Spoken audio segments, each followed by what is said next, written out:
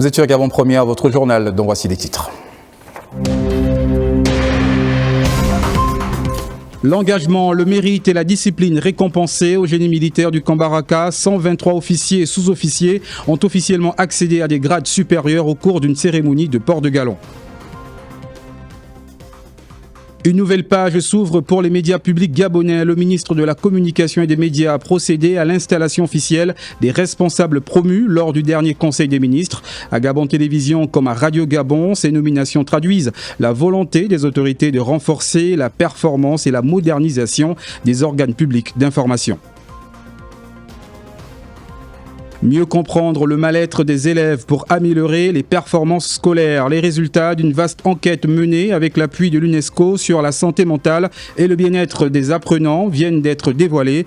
Une étude qui met en lumière plusieurs facteurs de vulnérabilité affectant les élèves et interpelle l'ensemble de la communauté éducative sur les défis à relever pour bâtir une école plus inclusive et plus performante.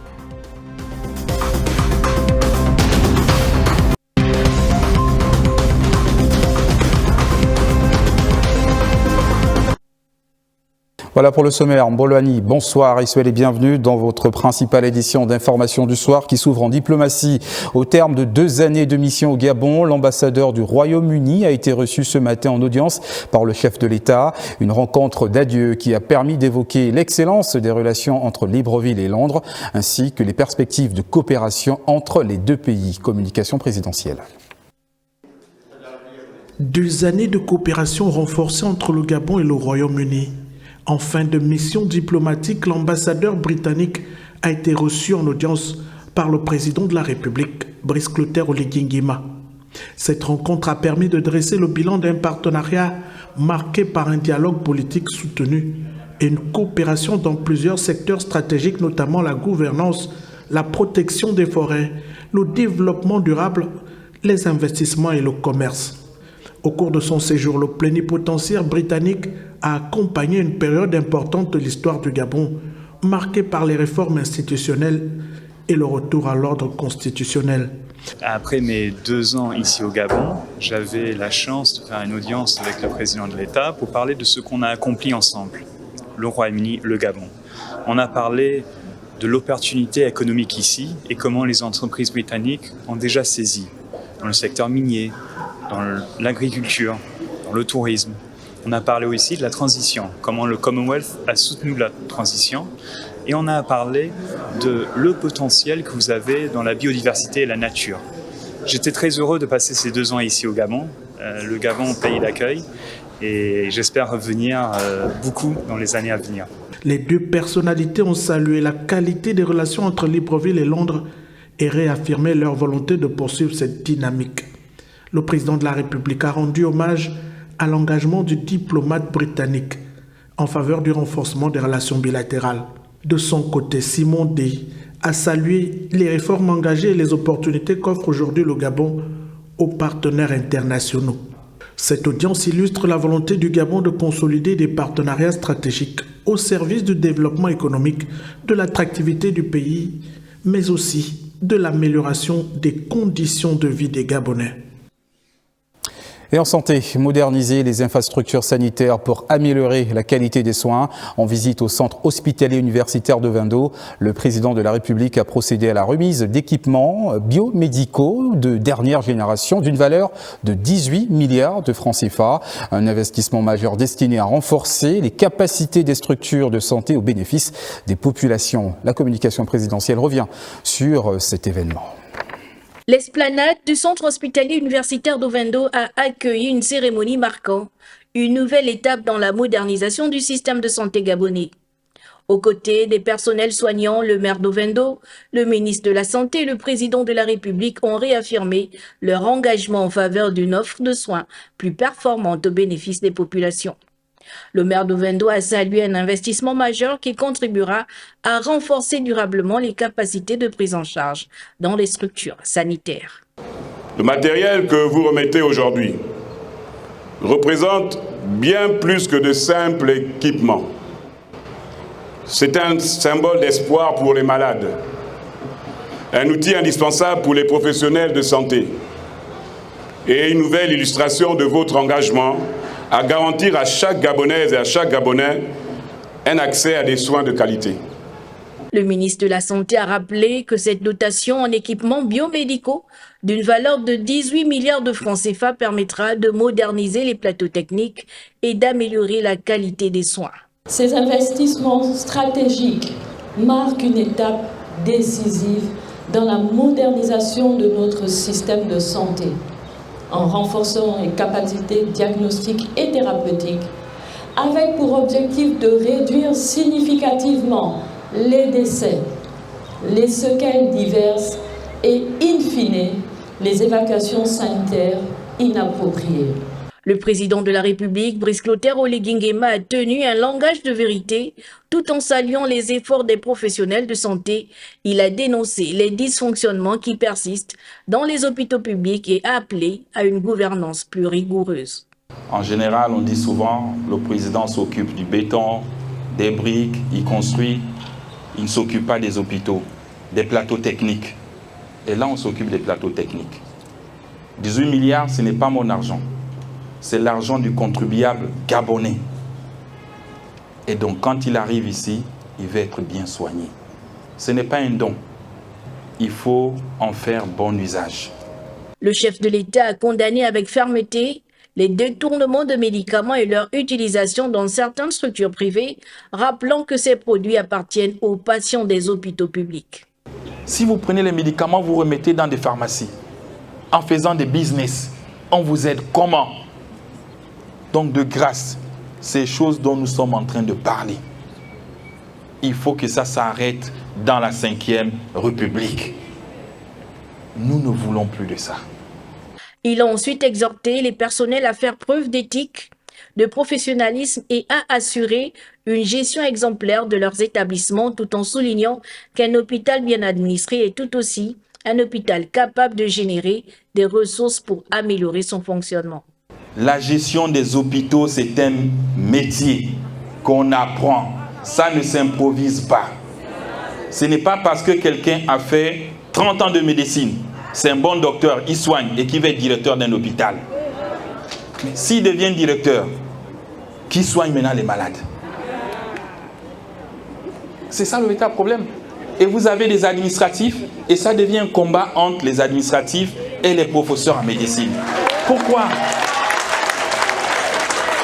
Le président de la République a également insisté sur l'entretien des nouveaux équipements, la qualité de l'accueil, la restauration hospitalière et la traçabilité des médicaments. Cette situation des restaurants, je ne l'accepte pas. Que les responsables de ces structures se débrouillent. Ils se débrouillent à remettre les restaurants en place. Ce n'est pas l'affaire du gouvernement, de l'État. Fidèle à sa proximité avec les populations, le chef de l'État s'y est enfin arrêté pour écouter une dame venue lui exposer sa situation personnelle, donnant immédiatement des instructions afin qu'une solution lui soit apportée. Va, tu donnes tous les dossiers, ton cas sera résolu. C'est compris? Merci, ok? merci. Prends tout, l'adresse au téléphone, que Laurence donc s'occupe de son cas, aussi rapidement. Par cette cérémonie, Brice Clotaire Oligui Nguema a rappelé que la réforme du système de santé repose autant sur les investissements que sur les changements de mentalité, avec pour ambition de garantir à chaque Gabonais des soins modernes, accessibles et de qualité. Trouver des réponses concrètes aux difficultés d'approvisionnement en eau, c'est l'objectif de la réunion stratégique tenue au palais présidentiel autour du chef de l'État. Au terme des échanges, plusieurs mesures d'urgence ont été arrêtées afin d'améliorer l'accès des populations à cette ressource essentielle sur l'ensemble du territoire national. On regarde. Les échanges directs entre le président de la République et les personnels de la SEG auront marqué un tournant. Pendant plusieurs heures, un dialogue sans détour a permis d'identifier les difficultés qui affectent le fonctionnement de l'entreprise et qui pénalisent quotidiennement des milliers de foyers. Dans un esprit de responsabilité, les agents ont reconnu l'existence de dysfonctionnements internes et se sont engagés à accompagner pleinement les réformes initiées par le chef de l'État afin d'améliorer durablement les services d'eau et d'électricité. Cette volonté de vérité et de changement mérite d'être saluée car elle constitue une étape essentielle vers le redressement de ce secteur stratégique. Depuis hier, vous constatez que les forces de l'ordre ont commencé à raisonner et à perquisitionner tous les véhicules qui, de manière illégale, commercialisent de l'eau dans Libreville. Ça, c'est la première chose. La deuxième chose, c'est que nous allons communiquer sur les modalités qui sont prises. Le but est de démanteler le réseau. Démanteler le réseau qui, à la suite de l'échange que le chef de l'État a eu en direct avec les agents de la SEG, il était fait que plusieurs agents de la SEG, malheureusement, sont dans la pratique de ce commerce illicite. La priorité est désormais claire, garantir aux populations un meilleur accès à l'eau potable. C'est dans cet esprit qu'est déployée l'opération État d'urgence de l'eau, initiée sous l'impulsion de la vice-présidence de la République et conduite conjointement par le ministère en charge de l'accès universel à l'eau et à l'énergie avec l'appui des forces de défense et de sécurité. Le gouvernement a donc suggéré et proposé au chef de l'État, qui l'a validé, la perquisition de tous ces véhicules. On en a déjà perquisitionné 55. Il y en a encore d'autres qui vont être perquisitionnés. Et nous allons tout faire pour que, pour une période à déterminer, les militaires, du génie militaire, des bataillons de sapeurs-pompiers vont être ceux qui vont distribuer de l'eau dans les quartiers de Libreville, via des numéros verts qui vont être publiés aujourd'hui. Les autorités appellent l'ensemble des agents ainsi que les populations à soutenir cette opération en facilitant le travail des équipes déployées, en signalant les points d'eau utiles et en contribuant au bon déroulement des interventions. Nous avons vu que les cubiques ténaires qui sont vendus sont autour de 15, 20 000, voire 30 000 de temps en temps. Or, 1 mètre cube d'eau, c'est-à-dire 1000 litres d'eau, coûte 498 francs CFA. L'objectif pour nous, c'est de faire en sorte que les militaires, quand ils vont livrer cette eau, ils puissent la commercialiser autour de 2 à 3 000 francs CFA, mettons 3 000 francs CFA, parce qu'il y a des calculs qui ont été faits, 1, au niveau du prix du mètre cube, 2, au niveau du carburant, et troisièmement, au niveau de la logistique qu'il faut mettre en place. Le but pour le gouvernement et le chef de l'État, c'est de mettre un peu d'ordre dans ce désordre organisé qui existe. Soulager les populations en attendant que les mesures les plus idoines puissent être faites. Des dispositifs de contrôle seront mis en place afin d'assurer la transparence de l'opération et de prévenir toute tentative susceptible d'entraver cette mobilisation exceptionnelle. Au-delà de l'urgence, cette initiative traduit une volonté forte, celle de faire de l'accès à l'eau un droit effectif pour chaque citoyen. Elle illustre également qu'à travers le dialogue, la responsabilité et l'engagement collectif, des solutions concrètes peuvent être apportées au bénéfice des populations. Et justement, un communiqué relatif a été publié à l'issue de cette rencontre, communiqué que vous suivrez dans la suite de nos programmes. Restons au Palais Rénovation du bord de mer où 10 officiers généraux récemment promus ont reçu leur attribut de grade des mains du président de la République, chef suprême des forces de défense et de sécurité. Une cérémonie qui consacre le mérite et l'engagement au service de la nation. Communication présidentielle. Il est des gestes qui dépassent le protocole pour revêtir une forte portée républicaine.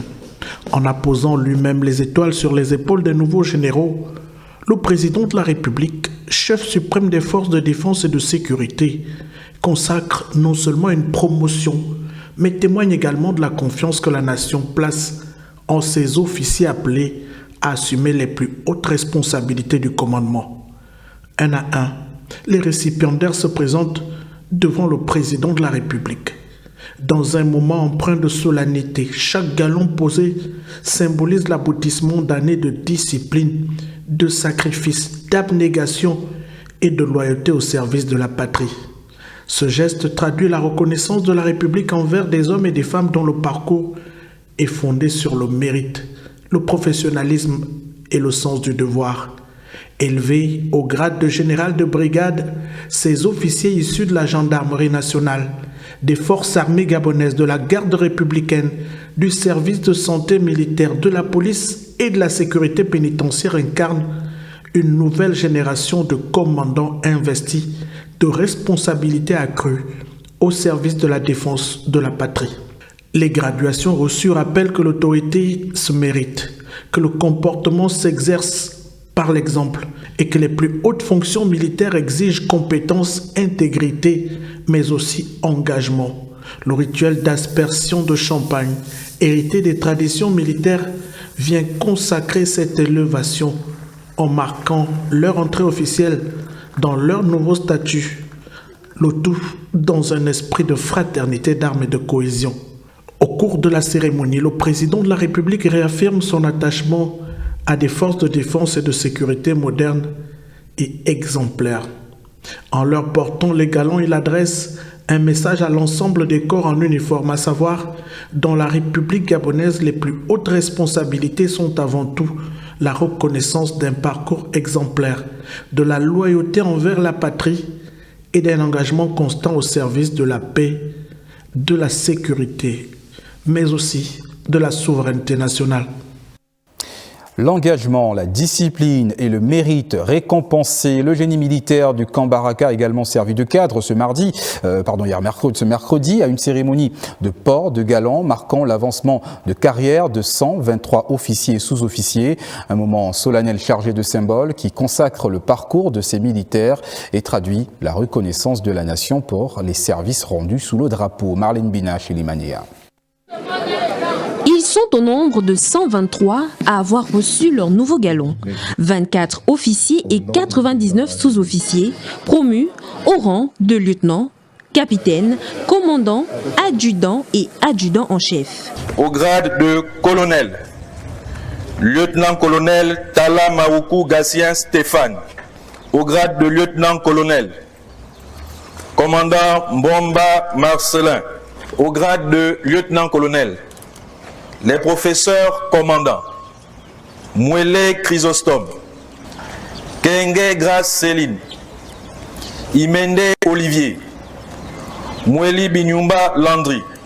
Au grade de commandant, les capitaines Alogo Ndon Gabin Constant, Mourende de Mourende Jeffrey Jean-Jacques, Dondon Gaëtan. Au grade de capitaine, lieutenant Ondeno Jean-Claude. Au grade d'adjudant, les sergents-chefs-majors Ondo Asumu Cédric Daniel, Djambé Faga Dandrel, Pemele Pania Meryl Christopher. Une cérémonie dirigée par le général de brigade Gaba Oyougou Leunda, commandant en chef du génie militaire. Une série d'avancements qui récompense le mérite et l'ancienneté des agents du génie militaire. Et, après le port de ces nouveaux galons, place à la célébration. Le mérite et l'engagement professionnel à l'honneur au sein également de la sécurité pénitentiaire. 2 sous-officiers ont été élevés à titre exceptionnel au grade supérieur lors d'une cérémonie solennelle présidée par le général de corps d'armée Jean-Germain Efayong Onong. Une distinction qui récompense leur dévouement au service de l'administration pénitentiaire et de la nation, tout en rappelant les valeurs de discipline, de rigueur et d'excellence qui fondent ce corps. Doris Rose Koulou, Évariste Ndoutoum, Chilimania. Sur la cour d'honneur de la sécurité pénitentiaire, le cérémonial militaire s'impose avec toute sa solennité. Le général de corps d'armée, commandant en chef de la sécurité pénitentiaire Jean-Germain Efayong passe les troupes en revue avant l'ouverture de la cérémonie officielle de port de galon. 2 sous-officiers sont élevés à titre exceptionnel au grade supérieur, en reconnaissance de leur engagement exemplaire et de leur état de service. Les 19 officiers de la sécurité pénitentiaire, dont les noms sont cités ci-après, inscrits au tableau d'avancement au titre de l'année 2026, sont nommés au grade supérieur pour compter du 1er juillet 2026. Il s'agit de, pour le grade de régisseur adjoint, capitaine, Abeng Alang Blanche, Andjebe Edwige Patricia Asta. Une distinction accueillie avec émotion et fierté par les récipiendaires, qui voient ainsi leur dévouement récompensé. Une promotion qui honore le mérite, renforce l'esprit de corps et rappelle que l'excellence demeure la voie royale vers l'excellence au sein de la sécurité pénitentiaire. Nous tenons d'abord à remercier les plus hautes autorités de la sécurité pénitentiaire, en tête de quelle le général de corps d'armée Jean-Germain Efayong, commandant de la sécurité pénitentiaire. C'est le fruit du travail. À travers notre travail, la hiérarchie a pu aujourd'hui nous honorer. C'est un sentiment de satisfaction. Au-delà des nouveaux galons, cette cérémonie consacre une valeur essentielle, le mérite au service de la discipline, de l'engagement et de la nation. Après cette série de ports de galant, nous vous invitons à suivre cette audience qu'a accordée le vice-président de la République, Alexandre Barraud-Chambrier, aux représentants de la Banque africaine de développement au Gabon. Compte rendu. En séjour à Libreville, Mamour Ousmane Ba, l'administrateur de la Banque africaine de développement pour le Gabon, a été reçu par le vice-président de la République. Face à son hôte, Alexandre Barraud-Chambrier a réitéré la vision du Gabon impulsée et conduite par le président de la République, chef de l'État et chef du gouvernement, Brice Clotaire Oligui Nguema. Je viens de rencontrer le vice-président de la République pour un peu renouveler mes remerciements à l'endroit de toutes les autorités gabonaises pour la confiance placée à ma personne, pour défendre vraiment les intérêts du Gabon au conseil d'administration de la BAD. Donc c'est à ce titre-là que j'ai sollicité ces conseils, et recueillir ces instructions pour porter la voix du Gabon au niveau de ce conseil et faire en sorte que toutes les requêtes qui arrivent au niveau du groupe de la BAD puissent vraiment permettre de trouver les solutions aux problèmes qui sont identifiés en faveur des populations. La Banque africaine de développement est un partenaire financier majeur du Gabon. L'échange convivial et riche entre le vice-président de la République et son hôte a permis à l'administrateur du Gabon, au sein de cette institution, de repartir avec une idée plus claire de la vision des plus hautes autorités du Gabon. Nous avons eu la chance d'avoir été au cœur de la gestion de l'économie avec les institutions multilatérales pendant un certain nombre d'années, et tout cela que nous allons compter mettre à profit vraiment pour pouvoir faire en sorte que le Gabon puisse pleinement profiter des avantages comparatifs de la Banque africaine de développement. Comme vous le savez, la Banque africaine de développement est la banque de l'Afrique, et nous ferons tout pour que cette institution puisse être toujours au premier plan vraiment pour le financement des actions de développement au niveau du Gabon. La Banque africaine de développement accompagne le Gabon dans plusieurs domaines, notamment les infrastructures, la modernisation du réseau routier, mais aussi l'assainissement pour stimuler le climat des affaires. Et à l'approche de la célébration du 66e anniversaire de l'indépendance du Gabon, les préparatifs entrent dans leur phase active. Réunis ce jour sous la conduite du vice-président du gouvernement, le comité Gabon Indépendance a passé en revue l'ensemble des dispositifs organisationnels mis en place pour cet événement majeur de la vie nationale. Innovation, mobilisation des administrations et coordination des activités étaient au cœur des échanges, avec pour ambition d'offrir aux Gabonais une célébration à la hauteur de cet anniversaire historique. Presse primature. Le comité Gabon Indépendance en séance de travail avec le vice-président du gouvernement, Herman Imongo. Au cœur des échanges, faire le point sur les préparatifs des festivités prévues en août prochain marquant le 66e anniversaire de l'accession du Gabon à la souveraineté internationale. Lors du dernier conseil des ministres, le chef de l'État a instruit les membres du gouvernement de s'impliquer de manière encore plus intensive dans la réussite des 3 événements que nous aurons au mois d'août. La journée du drapeau, la fête de l'indépendance, ainsi que la journée nationale de la libération. Et le mois de juillet est quasiment le mois où il faut tout finaliser, parce que quand août commence, c'est que tout est fin prêt. Cette édition sera marquée par 2 innovations majeures, des nouveautés destinées à renforcer l'attrait des festivités. Les innovations, c'est la Coupe du Président, qui va regrouper les 9 provinces.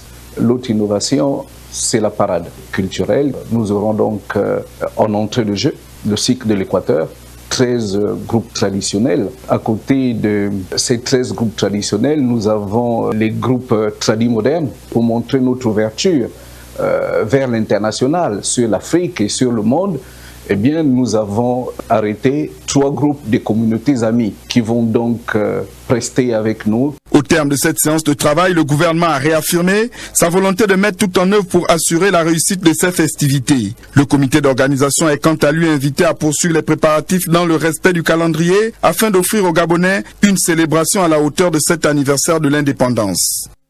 Et il faut dire dans ce journal que le Gabon poursuit ses efforts en faveur d'un règlement concerté et durable du différend frontalier qui l'oppose à la Guinée équatoriale. Réunie ce mercredi à la Cour constitutionnelle, la Commission nationale chargée du dossier a examiné les amendements proposés par la Commission de l'Union africaine au projet de protocole d'accord conjoint sur la médiation, une étape importante dans le processus diplomatique engagé entre les deux pays. Doris Rose Nkulu, Keshan Tsam Koussou Okanoa. Dans la salle présidentielle de la Cour constitutionnelle, chaque mot est pesé, chaque disposition minutieusement examinée. Autour du président de la haute juridiction Dieudonné Abaono, les membres de la commission nationale chargée du différend frontalier entre le Gabon et la Guinée équatoriale se réunissent pour une étape déterminante du processus de médiation conduit sous l'égide de l'Union africaine. Au cœur des travaux, l'examen du protocole d'accord conjoint élaboré dans le cadre de cette médiation. Après avoir transmis ses propres observations, le Gabon est désormais appelé à se prononcer sur les amendements formulés par la partie équato-guinéenne et communiqués par la Commission de l'Union africaine. Dans une démarche empreinte de rigueur juridique, de responsabilité diplomatique, les commissaires passent au crible chaque disposition du document, de l'intitulé aux articles 1, 2, 3, 4 et 8. Chaque formulation est confrontée aux exigences de cohérence, de sécurité juridique et d'équilibre entre les deux parties.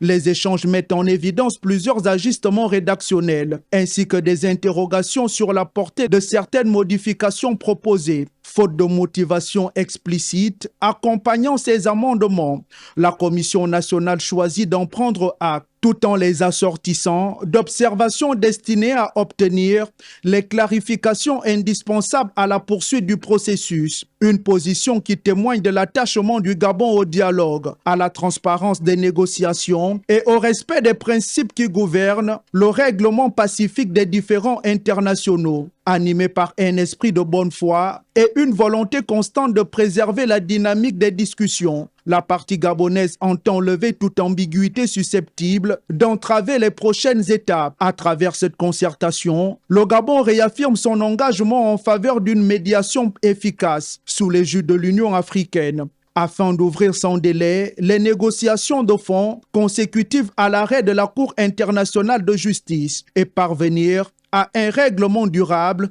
équilibré et mutuellement accepté du différend frontalier qui l'oppose à la Guinée équatoriale.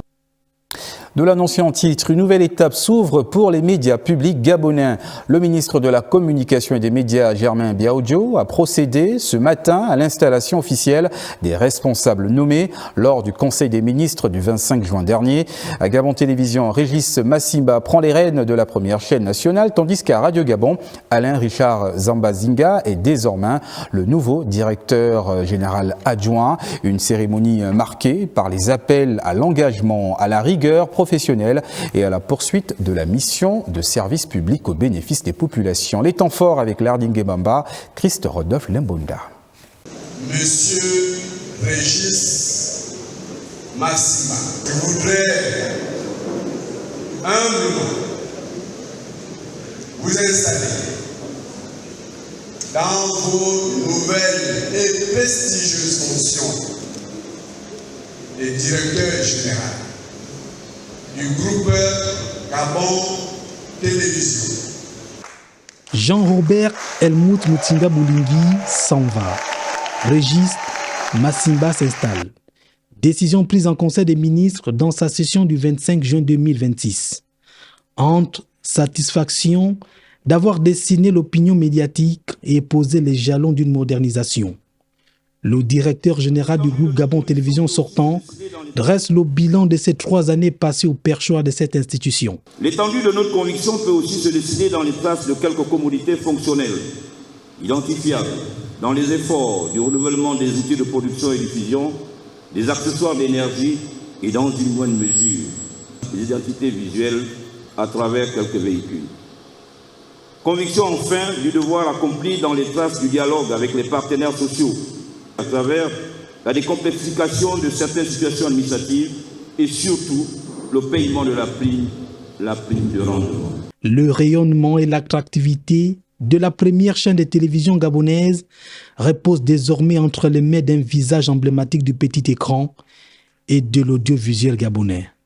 Régis Massimba devrait faire preuve d'ingéniosité afin de faire de Gabon Télévision une référence continentale. Je mesure pleinement le poids de cette charge dans un contexte où l'information, la culture et l'image de notre pays sont les leviers stratégiques de notre souveraineté. Nous garantirons une information vérifiée, équilibrée, qui donne la parole à tous les Gabonais et éclaire le débat public. Une télévision de service de tous. Ces objectifs ne seront atteints que par le travail, la discipline et l'esprit d'équipe. Je serai un directeur général de terrain, à l'écoute, mais aussi exigeant sur les résultats. Chaque direction, chaque rédaction, chaque technicien sera évalué sur sa contribution à notre mission commune. Faire du Gabon une télévision, une référence. La modernisation, la transformation et la mutation du service public gabonais se jouent maintenant. 3 axes prioritaires devraient guider l'action du nouveau patron du groupe Gabon Télévision. Renforcer la qualité des programmes, accélérer la transition numérique, valoriser les talents nationaux et consolider le statut de Gabon Télévision comme média de référence. Gabon Télévision sera le reflet d'un Gabon digne, ambitieux, ancré dans son identité et ouvert sur le monde. Soyez-en rassurés, monsieur le ministre. Comme me l'a dit Père André-Marie, aumônier militaire, gabonais au Canada. Seuls les actes confirment la sincérité. Quant à la parole, tout le monde parle. Du côté des radios Gabon, Alain Richard Nzambanzinga devient le nouveau directeur général adjoint du groupe Radio Gabon. Henrik Bokoko prend la direction de l'information du groupe Gabon Télévision. Steve Anderson Badzambi devient le directeur des programmes et Guy Fendonbian, chef de service des actualités. Et justement, nous vous invitons à suivre le portrait du nouveau directeur général du groupe Gabon Télévision, Régis Massimba. C'est désormais officiel.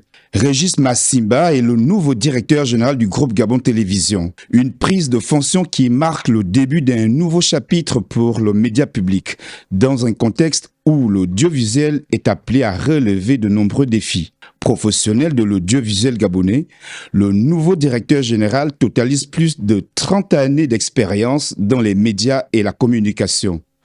Diplômé d'un exécutif MBA, il fait ses premiers pas à la radio avant de devenir l'une des figures du paysage audiovisuel national. Animateur sur Radio Fréquence 3, Africa numéro 1, puis Télé Africa, il s'illustre également dans la production audiovisuelle, le cinéma, l'événementiel et la communication. Depuis 2021, il préside le conseil d'administration de l'Institut gabonais de l'image et du son, tout en occupant les fonctions de directeur des programmes de Télé Africa. À l'occasion de son installation, le nouveau directeur général a présenté les grandes orientations qui guideront son action à la tête du groupe Gabon Télévision. Ma feuille de route est claire et s'articule autour de 3 axes. Cela passe par la modernisation de notre outil de production, la formation continue de nos équipes, le respect strict de l'éthique journalistique et l'exigence de qualité dans chaque programme. Un message placé sous le signe de l'engagement, de la responsabilité, dans lequel il a également lancé un appel à la mobilisation de l'ensemble des collaborateurs. Mes remerciements s'adressent également à l'ensemble du gouvernement pour leur soutien. Je n'oublie pas les femmes et les hommes du groupe Gabon Télévision, techniciens, journalistes, réalisateurs, administratifs qui maintiennent ce service public vivant malgré les défis. C'est avec vous et pour vous que nous écrirons ensemble cette nouvelle page. À travers cette prise de fonction, Régis Massimba ouvre une nouvelle étape pour le groupe Gabon Télévision. Une nouvelle gouvernance qui devra désormais traduire ses orientations en actions concrètes au service du média public et des téléspectateurs gabonais. Et justement, l'installation de Régis Massimba à la tête de Gabon Télévision suscite attentes et espoir au sein de la maison Georges Rahuri comme auprès des professionnels des médias et des téléspectateurs. Nombreux sont ceux qui espèrent voir s'ouvrir une nouvelle dynamique pour la première chaîne nationale. Réaction recueillie par Cédric Stomi-Ondo et Jean de Dieu Mambundu. Nos attentes à nous sur la nouvelle direction générale, c'est un management inclusif, que les talents s'expriment, les idées, les esprits d'initiative, qu'on fasse la promotion des efforts de développement consentis par le Gabon aujourd'hui et pour que les Gabonais recommencent à rêver à travers leur première chaîne nationale. Il y a un patrimoine de dialogue social qui a déjà été impulsé. Il n'y a pas de raison qu'à ce niveau des négociations ou du travail qui a été abattu, on fasse un rétropédalage. Donc nous pensons, connaissant le républicain qu'est le nouveau DG, M. Régis Massimba, nous savons le patriote qu'il est et nous savons que nous aurons une oreille attentive à nos revendications légitimes laissées trop longtemps sans suite et sans solution. Nous sommes une chaîne télévisée, on a un manque de matériel, il y a le statut particulier. Ce qu'on attend, c'est de se réconcilier justement avec cette chaîne publique, réconcilier le jeune à la télévision et redynamiser les programmes. Je pense qu'il y a beaucoup de choses qui vont se faire. Je salue déjà le départ, ou bien sinon la bravoure de l'équipe précédente, mais je crois que c'est un nouveau souffle qui va encore s'éjecter avec le professionnalisme de M. Régis Massimba. Je suis un téléspectateur du groupe Gabon Télévision. Je pense que tout ce qui était d'abord lancé, l'équipe ont fait à leur mieux. Je pense que la nouvelle équipe va faire plus de ça pour qu'on puisse être concentré maintenant sur notre chaîne nationale. Le talent et la compétence vont de pair. Celui qui n'est pas compétent, il ne peut pas avoir le talent. Talent, compétence, passion, pour que la télévision recommence à faire rêver les Gabonais, pour que les Gabonais recommencent à se réconcilier avec leur histoire culturelle, leur histoire sportive, leur histoire politique. Et nous vivons un contexte assez particulier. C'est à nous de faire des propositions et faire la promotion de tout ce qui se fait de bien aujourd'hui. Et soyez le bienvenu, monsieur le directeur général du groupe Gabon Télévision. Dans l'actualité, plusieurs groupes WhatsApp sont actuellement victimes d'opérations de piratage visant à prendre le contrôle des comptes administrateurs et à usurper l'identité des membres afin d'obtenir frauduleusement des transferts d'argent. Un phénomène qui appelle à une vigilance accrue des utilisateurs. On en parle avec Yannick Menga.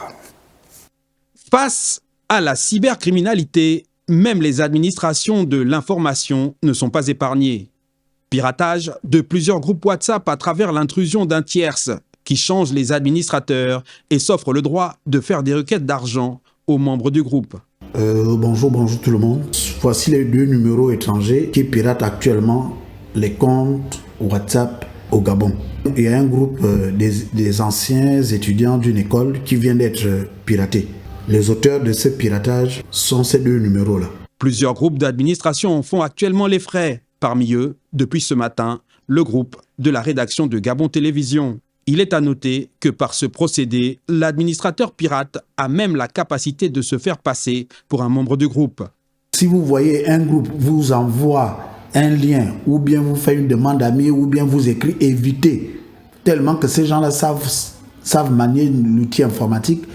Et ils ont accès à vos groupes et puis ils vont faire sauter tout le monde, ils vont gérer le groupe. Je ne sais pas à quoi leur serviront ces groupes-là. Donc faites attention, attention. Ce processus d'intrusion devrait faire l'objet d'une enquête approfondie. En attendant, un retrait pur et simple des membres du groupe est conseillé pour éviter toute forme d'extorsion. La question qui se pose désormais est de savoir quelle est l'entité nationale habilitée à enquêter et régler la question. Et nous y reviendrons sur cette actualité. Nous l'annonçons également en titre, mieux comprendre les facteurs qui influencent la réussite scolaire des apprenants. Le ministère de l'Éducation nationale, avec l'appui de l'UNESCO, a présenté ce jour les résultats d'une vaste enquête menée depuis 2024 dans plusieurs établissements du primaire et du secondaire, consacrés à la santé mentale et au bien-être des élèves. Ces investigations mettent en lumière plusieurs défis auxquels sont confrontés les apprenants et qui impactent directement leur parcours scolaire. On en parle avec Nathalie Hoquet et Gérard Mindou. Au terme de l'enquête diligentée en 2024, place aux résultats. Une investigation faite dans 32 établissements à travers le pays dans la tranche d'âge de 13 à 17 ans. Depuis à partir du pré-primaire, du primaire et jusqu'au secondaire, il y a une ignorance totale des parents pour la qualité de la nourriture, des aliments qu'il faut donner à un enfant. Nous avons 22,1 de consommation d'alcool dans l'établissement scolaire. Sur la tendance suicidaire, le taux est de 22%. Cela interpelle la santé mentale de nos jeunes. L'Organisation internationale salue les efforts de notre pays en faveur d'une éducation inclusive. Choquée. Quand en tant que maman, je lis que 22,5% des enfants ont envisagé de se suicider. 20% des enfants ont tenté déjà de se suicider. 74,3% des enfants se sont sentis seuls à l'école et 60% d'entre eux incompris par leurs parents. Lorsque vous avez un foyer où consommer de l'alcool est quelque chose de normal, il va grandir en pensant que cette consommation est normale. Et donc, si vous n'avez pas un enfant qui a du caractère, il va se mettre à boire. Selon l'UNESCO, l'éducation et la santé sont deux libertés fondamentales pour permettre aux enfants de pleinement développer leurs capacités. En investissant dans ce secteur, le Gabon investit dans son capital humain à court, moyen et long terme. Adapter le secteur de la pêche aux nouvelles exigences du commerce international tout en préservant les ressources halieutiques, c'est l'objectif de l'atelier national ouvert ce mercredi à Libreville sur la situation de référence et les perspectives de mise en œuvre de l'accord de l'Organisation mondiale du commerce relatif aux subventions à la pêche, réunissant administration, experts et acteurs du secteur. Les travaux visent à identifier les ajustements nécessaires du cadre national afin d'accompagner les pêcheurs gabonais vers une exploitation plus responsable, compétitive et durable des ressources maritimes. Arnaud Manza, Guy-Serge Dizambou, Adeline Kenobaga. Mettre en œuvre les engagements pris à l'Organisation mondiale du commerce dans le cadre des subventions à la pêche, c'est l'objectif de cet atelier national.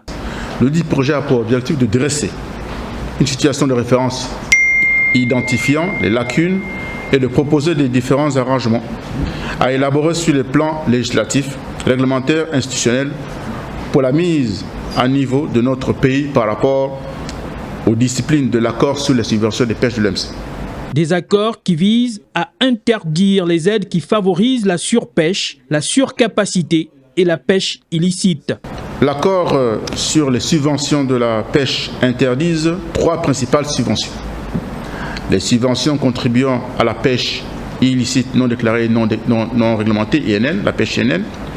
Subventions à la pêche ou aux activités liées à la pêche en dehors de la juridiction d'un membre côtier ou d'un pays côtier non membre et en dehors de la compétence d'une organisation régionale de gestion de pêche ou un arrangement régional de gestion de la pêche pertinente.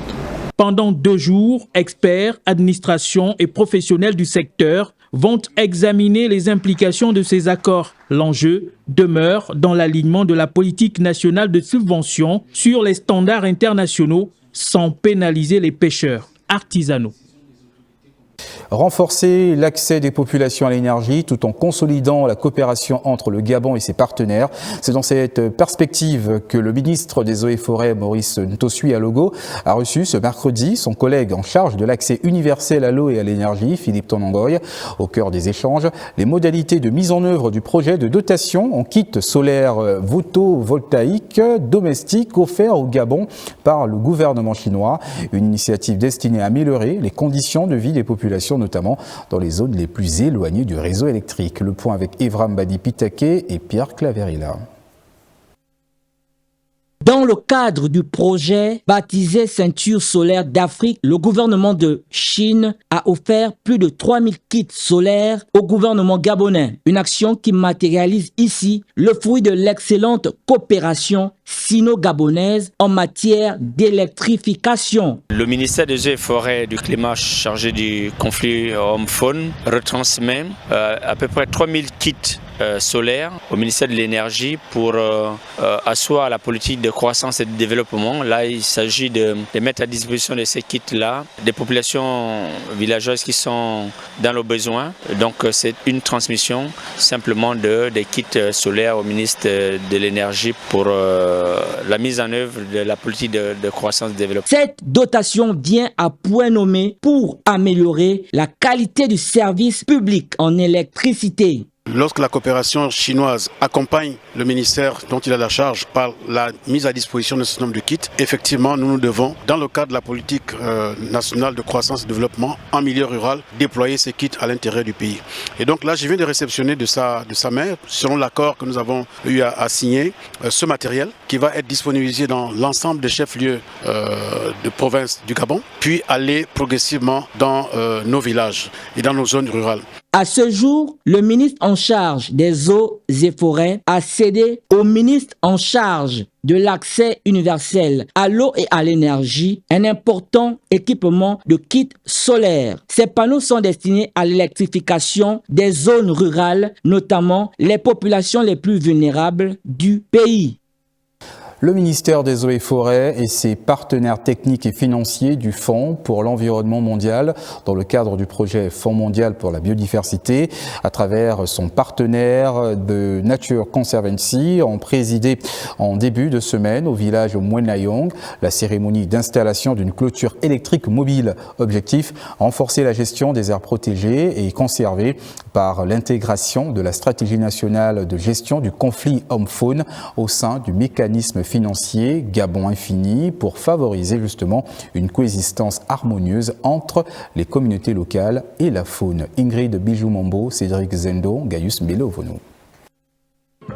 C'est un début de matinée inhabituel au village Vanyon, dans le département du Komo-Congo. Les populations rurales sont en effervescence. Elles accueillent une délégation du ministère des Eaux et Forêts et son partenaire de Nature Conservancy, venu procéder au lancement du projet Fonds cadre mondial de la biodiversité dans sa phase pilote. Ce projet va durer 2 ans avec essentiellement un rôle pilote pour pouvoir nous permettre de calibrer une activité sur une plus longue période de 10 ans qui va adresser notamment ces questions de conflit homme-faune, mais d'autres questions d'appui aux communautés grâce à la valorisation du capital naturel. Face au non-respect des engagements des sociétés qui exercent dans l'exploitation forestière, la tutelle a exigé le respect sans condition des résolutions prises lors des assises sur la décentralisation. Ce fonds-là particulièrement nous a amené ici pour renforcer les capacités de lutte ou d'atténuation du conflit homme-faune. Le fonds de développement local avec les concessions forestières, les forêts communautaires, des concessions qui exploitent, qui devraient payer à peu près 800 francs le mètre cube de bois qui sort. Voilà autant de ressources, appuyées également par les fonds, le fonds cadre et d'autres fonds TNC, CAFI.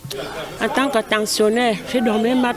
Je me réveille 3 fois par nuit pour siffler. Aujourd'hui là, je dors maintenant à l'aise. Je peux déjà aller quelque part 2 jours, 3 jours, je sais que j'ai déjà ma barrière. Le ministre et sa suite sont allés apprécier les avancées enregistrées par des compatriotes cultivateurs qui ont réussi à repousser les pachydermes grâce aux clôtures électriques mises en place par les partenaires techniques et financiers. Nous avons pu voir là où les éléphants faisaient intrusion au début et qu'après avoir clôturé, on se rend compte que ça marche. Et ça, c'est la sécurité alimentaire qu'on assure avec ces barrières électriques.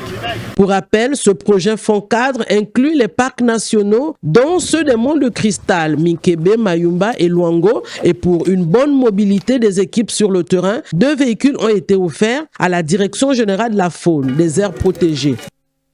Et le Bureau gabonais des droits d'auteur renforce ses actions sur le terrain. Dans un communiqué, l'institution annonce le lancement de missions de sensibilisation, de contrôle et de perspection sur l'ensemble du territoire national. On écoute. Communiqué. Communiqué relatif au lancement des missions de sensibilisation, de contrôle et de perception des redevances de droits d'auteur et des droits voisins au titre de l'exercice 2026.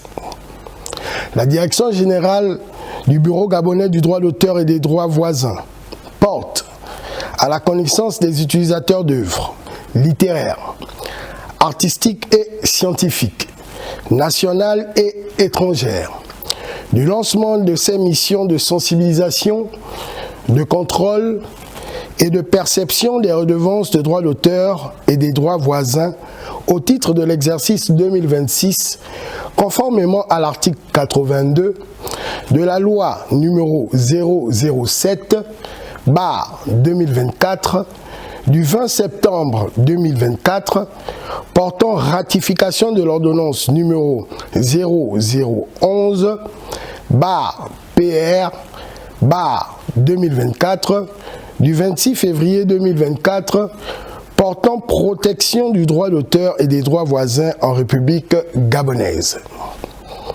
Ces missions débuteront le jeudi 2 juillet 2026 sur toute l'étendue du territoire national. Sont notamment visés les bars, les snack-bars, les boîtes de nuit, les cabarets, les casinos et assimilés, les galeries d'art, les librairies, les bibliothèques, les complexes hôteliers, les motels, les restaurants, les salons de thé, les fast-foods, les organismes de radio et télévision publics et privés, les épiceries, les supermarchés, les supérettes, les magasins, les prêt-à-porter, les salons de coiffure, les instituts de beauté, les espaces événementiels, les salles de fête, les salles de sport, les organisateurs de manifestations populaires et occasionnelles. À cet effet, les responsables des 10 établissements sont tenus de s'acquitter du paiement de la redevance de droits d'auteur et des droits voisins, conformément aux dispositions légales et réglementaires en vigueur sous peine de sanctions administratives ou pénales. Fait à Libreville le 1er juillet 2026, le directeur général, Monsieur Gildas Boris Ndonan. Je vous remercie. La suite, engagée dans une démarche d'amélioration continue, la Caisse de stabilisation et de péréquation sensibilise son personnel à son projet de double certification ISO, une ambition destinée à renforcer la qualité de ses prestations et à optimiser le fonctionnement de cette structure stratégique au service de l'économie nationale. Alain Zoué Ndemezo, Justin Diana, Adeline Kenabaga. C'est une autre dimension qui se cache derrière cette ambition de la Direction générale de la Caisse de stabilisation et de péréquation. La Caisse stable s'est engagée à mettre en pratique la volonté des plus hautes autorités du pays dont la vision est de faire de cette entité une référence dans la transformation du café et du cacao dans notre pays. La sensibilisation visait donc à mettre au même niveau d'information le personnel appelé à jouer un rôle important dans la réussite de cet ambitieux projet. L'objectif pour nous ici, c'est de faire en sorte que chacun d'entre nos agents, chacun de nos parties prenantes puisse savoir que la Caisse stable est à un niveau de qualité qui permet que le service que nous offrons, le service que nous proposons et les interactions que nous avons sont conformes à ce qui se fait au niveau international. Ces démarches-là ne peuvent pas aboutir s'il n'y a pas une implication de l'ensemble de nos collaborateurs. Donc c'est un moyen pour nous aussi de leur faire comprendre qu'effectivement c'est une question qui est initiée par la direction générale, mais cela concerne chacun de nos collaborateurs, quel que soit le niveau de responsabilité.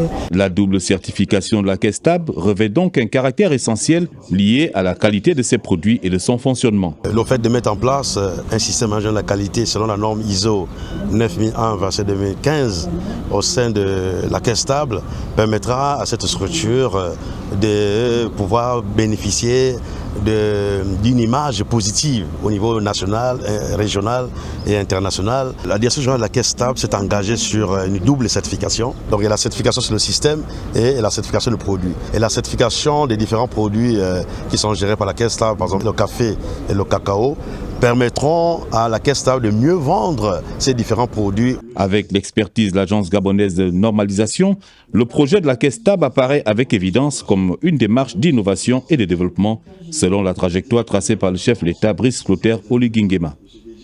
Pour sa part, le médiateur de la République, Alexis Boutamba-Mbina, recevait en audience le bureau de la Confédération syndicale gabonaise, la COSIGA. Cette rencontre a été l'occasion pour les responsables de cette organisation syndicale de présenter les membres de leur bureau exécutif et renouveler leur civilité auprès du médiateur. Pélage Mbouyi et Varis Ndoutoum.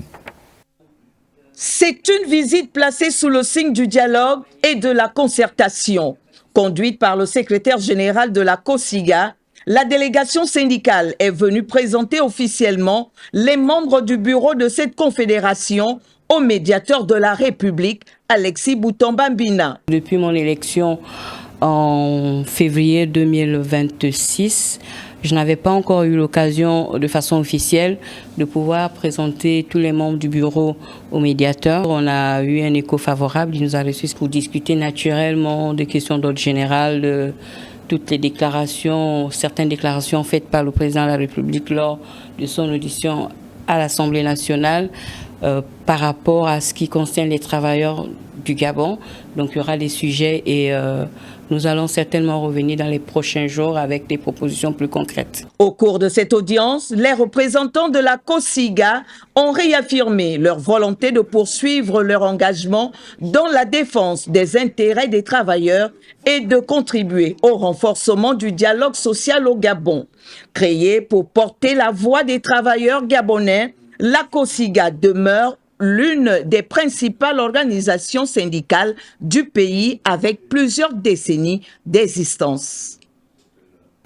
Renforcer la qualité des prestations sociales et améliorer la prise en charge des assurés, c'est l'ambition du contrat d'objectifs signé ce matin entre le ministère des Affaires sociales et la Caisse nationale de sécurité sociale, paraphé par la ministre des Affaires sociales, Dr Armande Longo, épouse Moulengi. Cet accord définit les engagements réciproques des deux institutions et fixe un cadre d'évaluation des actions engagées. Les détails avec Lionel Boussou-Pissam, Stanley Gemanika et Chili Mania. Réunis autour d'une vision commune pour répondre efficacement aux besoins des assurés, le ministère des Affaires sociales et la Caisse nationale de sécurité sociale ont paraphé un contrat d'objectifs. L'outil servira de boussole pour atteindre les objectifs escomptés entre les deux parties. C'est ce document qui doit orienter le conseil d'administration dans le but d'atteindre les objectifs. Ce contrat d'objectifs répond justement à la volonté du président d'aller vite pour soulager les difficultés que rencontrent au quotidien nos assurés. Dans cette nouvelle dynamique, la CNSS veillera à la mise à disposition de la documentation afférente et le suivi des orientations de la CIPRES. Le suivi et évaluation des politiques devrait désormais guider notre mode de gestion en fixant des objectifs clairs et mesurables en vue de satisfaire pleinement les besoins de nos populations. Le projet innovant s'inscrit dans le cadre de la redynamisation des politiques sociales impulsée par le président de la République. Ce moment important du fonctionnement de notre département ministériel est une traduction en actes concrets de la volonté du président de la République, chef de l'État, chef du gouvernement, son Excellence Brice Clotaire Oligui-Nguema, qui fait de la redevabilité une question centrale dans la gestion de la chose publique. De la parole aux actes concrets au profit des populations, par ce contrat, la tutelle entend améliorer la qualité des services par l'évaluation des engagements. Renforcer les capacités de prise en charge et de recherche en matière de santé publique. Réunis à Ovendo, les administrateurs de l'Institut des maladies infectieuses, professeur Daniel Gauma, ont examiné les besoins de la structure en équipement et en ressources humaines, des investissements jugés indispensables pour assurer le fonctionnement optimal de cet établissement stratégique. Edgar Nzibidukaga, Hervé Nzigué, Rosette Claire Nzongela. En 2025, le conseil d'administration avait encouragé le directeur général, professeur Elisabeth Lendoy, et ses équipes à parfaire les partenariats publics-privés pour mobiliser les financements nécessaires à la modernisation de l'Institut des maladies infectieuses, professeur Daniel Gauma. Celui tenu il y a quelques heures vient confirmer les priorités de cet établissement de 3e degré. Des équipements spécialisés en matière de diagnostic médical, c'est-à-dire le laboratoire, c'est-à-dire l'imagerie, c'est-à-dire la radiologie, en matière de prise en charge en soins intensifs, c'est-à-dire la réanimation, et en matière de soins spécialisés de haut niveau, par exemple en chirurgie avec des blocs opératoires équipés. Mêlant soins de qualité, formation et recherche, l'Institut des maladies infectieuses, dont le directoire affiche une volonté claire d'aller plus vite, a mis à profit cette rencontre statutaire pour engager les administrateurs issus de plusieurs départements dans la mobilisation des budgets. Ces moyens ne sont pas à la hauteur des missions qui lui sont assignées. Et donc la réflexion est surtout portée sur les voies et moyens pour que l'hôpital puisse acquérir tout ce qu'il faut comme équipement afin de pouvoir véritablement exercer les missions qui sont assignées à un hôpital, un établissement de santé de 3e degré. Pour qu'il fonctionne de manière efficace, cet hôpital qui veut se positionner comme un pôle d'excellence en matière de soins spécialisés a besoin d'environ 6 milliards de francs CFA et d'au moins 700 agents, toutes spécialités confondues. Quelques 300, dont la moitié à la main-d'œuvre, y travaillent. Avancée majeure dans l'imagerie médicale au Gabon. La polyclinique El Rafa a présenté cet après-midi le Coroscanner, un examen de pointe destiné au diagnostic des maladies cardiovasculaires. Cette conférence scientifique a réuni plusieurs spécialistes de la santé, notamment des cardiologues, radiologues, neurologues et néphrologues venus s'informer sur les performances et les applications de cette technologie désormais disponible dans l'établissement. Le point avec Cabrel Guinan-Lemami, Louis Bestar-Linon et chez Limania. Qu'est-ce que c'est un scanner? C'est sur cette interrogation que débute cette conférence scientifique sur la présentation et disponibilité du Coroscanner. Abordant la thématique du jour, les experts et conférenciers ont apporté des précisions sur le Coroscanner, technique d'exploration non incisive qui utilise le scanner pour obtenir des images en coupure du muscle cardiaque et de ses artères. Le Coroscanner, c'est une technique qui permet d'analyser les artères coronaires et de plus en plus, elle va un peu plus loin parce qu'elle permet d'analyser le muscle cardiaque. Cette technique, bien avant résolution, a fait débat car entre cardiologues et radiologues, difficile était de savoir à qui était destiné le Coroscanner. Nous, par exemple, les radiologues, on voit que les cardiologues veulent s'accaparer de la technique, mais en réalité, ils n'ont pas tout à fait tort vu qu'ils connaissent mieux le patient et ils savent très bien ce qu'ils cherchent. En d'autres termes, le radiologue examine et réalise l'examen et prépare la machine. Il gère l'injection du produit de contraste et vérifie la qualité des images. Le cardiologue, quant à lui, est le spécialiste du cœur. Il est souvent là pour analyser la fréquence cardiaque. C'est une association entre le cardiologue et le radiologue pour essayer de mieux dépister les maladies du cœur. Cette conférence scientifique à laquelle ont pris part les spécialistes de santé, notamment les cardiologues, radiologues, neurologues, néphrologues, répond à un objectif bien précis. Suivre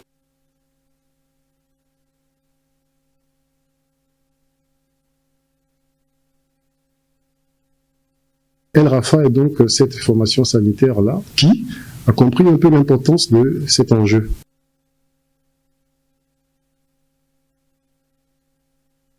Voilà, et nous allons revenir avec cet élément dans nos prochaines éditions d'information. La lutte contre la pollution environnementale et ses conséquences sur la santé humaine mobilise les communautés scientifiques. Ouvert ce matin à la bibliothèque de l'Université Omar Bongo, le 3e colloque international pluridisciplinaire réuni pendant 3 jours, chercheurs universitaires et experts venus de plusieurs horizons. Au cœur des échanges, l'identification des risques liés aux différentes formes de pollution, leur impact sur les populations et les stratégies à mettre en œuvre pour concilier développement, protection de l'environnement et préservation de la santé publique. Le point avec Arnaud Babekung, Cédric Zendo et Adoli Nkenabaga. La pollution environnementale et son impact sur la santé de l'homme. Enjeux, risques et perspectives. Tel est le thème du 3e colloque international pluridisciplinaire qui s'est ouvert ce jour à l'Université Omar Bongo. Donc nous avons des anthropologues qui vont intervenir, des sociologues, des psychologues et même des médecins. Et là, nous avons la chance d'accueillir également un représentant de l'OMS parce que la question de la pollution et la santé a déjà été traitée au cours d'une déclaration qui a eu lieu en 2008. Durant ces assises, experts, chercheurs et universitaires exploreront les pistes susceptibles de permettre à l'homme, à la fois auteur et victime de la pollution, de vivre dans un environnement plus sain. Par rapport à l'organisation du colloque, c'est que chacun se prenne en charge de se dire qu'évidemment, ce n'est plus cette fois-ci que l'on dise que c'est l'autre qui est à l'origine de mes problèmes, mais c'est moi-même qui suis à l'origine de mes problèmes. C'est d'abord une éducation qui commence par moi. C'est-à-dire que ce type de colloque, ce sont des enjeux que l'on met en place. On parle d'environ 14 millions de décès chaque année liés aux conséquences des pollutions, de l'air, de l'eau, des sols qui impactent négativement la santé des hommes. Et donc il est important aujourd'hui que les gouvernements puissent effectivement prendre les dispositions. Pendant 3 jours, 8 panels permettront d'examiner en profondeur la pollution environnementale et ses répercussions sur la santé physique et mentale, ainsi que ses effets psychosociaux, sans oublier les stratégies de gestion des risques. À l'issue des travaux, des recommandations seront formulées afin d'orienter les politiques publiques en matière d'environnement et de santé dans la perspective d'assurer un meilleur équilibre entre l'homme et la nature qui l'entoure. Les crypto-monnaies s'imposent progressivement dans le paysage financier mondial. Pour mieux faire comprendre les enjeux et les opportunités liées à ces actifs numériques, l'Agence nationale de promotion des investissements, en partenariat avec Crypto Afrique Future, a organisé le Gabon Crypto Day. Une rencontre dédiée à l'information, au partage d'expériences et à la sensibilisation autour d'un secteur en pleine mutation. Rodrigue Moukanzanzai, Roméo Limbini, Rodolphe Yelemve.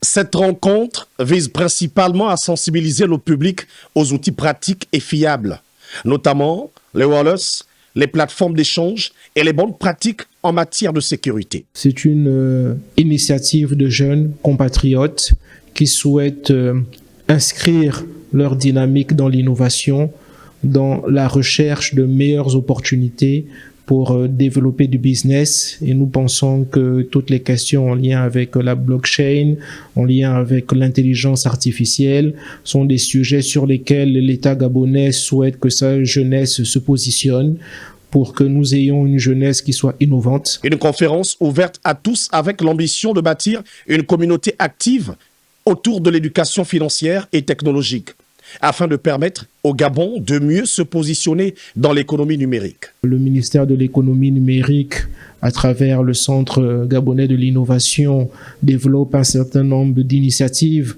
pour permettre à ces jeunes de pouvoir développer leur potentiel, et l'Agence nationale de promotion des investissements est naturellement aux côtés de toutes ces initiatives-là pour les encourager. Soutenue par l'ANPI, la plateforme Afrique Future créé en 2024, s'impose aujourd'hui comme un acteur majeur de crypto-éducation et de la vulgarisation de la technologie blockchain en Afrique. Merci. Et puis en sport, l'avenir du football gabonais a été au cœur des échanges ce mercredi entre le ministre de la Jeunesse et des Sports et les responsables de la Fédération gabonaise de football, conduite par son président. La délégation de la FEGAFOOT est allée faire le point sur plusieurs dossiers majeurs, notamment la mise en place du guichet unique, la composition du nouveau staff technique des Panthères du Gabon et les réformes envisagées pour renforcer la gouvernance et le développement du football national. Compte rendu, Raïssa Lormedza Mendong, Cédric Zendo, Adeline Abemundo. Le ministre des Sports, Paul-Ulrich Kissani, à l'écoute de l'équipe de la Fédération gabonaise de football pour examiner de fond en comble la mise au point sur le guichet unique établi il y a 2 mois et le calendrier de l'élection fédérale en tenant compte de la conformité des règles et associations membres du collège électoral constitué au nombre de 27. Les représentants du ministère dans ce guichet unique, notamment le conseiller, nous a édifié sur plusieurs faits, notamment les points qui aujourd'hui bloquent l'évolution même des travaux de ce guichet. Nous en avons pris bonne note et nous allons à notre tour interpeller les associations qui traînent encore. Le dossier du staff technique de l'équipe nationale, dont la mise en place a été annoncée pour la mi-juillet par la FEGAFOOT, a également été mis sur la table. Les questions de profil du nouveau sélectionneur demeurent un suspense car le travail se fait en amont. Nous nous sommes accordés avec le ministère, bien sûr, sur le délai que nous avons proposé, à savoir avant le 15 juillet, pour annoncer le nom du sélectionneur national. Nous avons également évoqué le cas du directeur technique national et les conditions de sa mission. Les réformes du football gabonais prennent en compte les agréments techniques, le respect de la police d'assurance, la correction des erreurs matérielles des statuts et l'entretien des stades pour les compétitions. Aussi, l'inclusion des dates de la FIFA liées à la trêve internationale pour adapter au championnat national sans omettre la valorisation du football amateur, vivier de talent et le football féminin.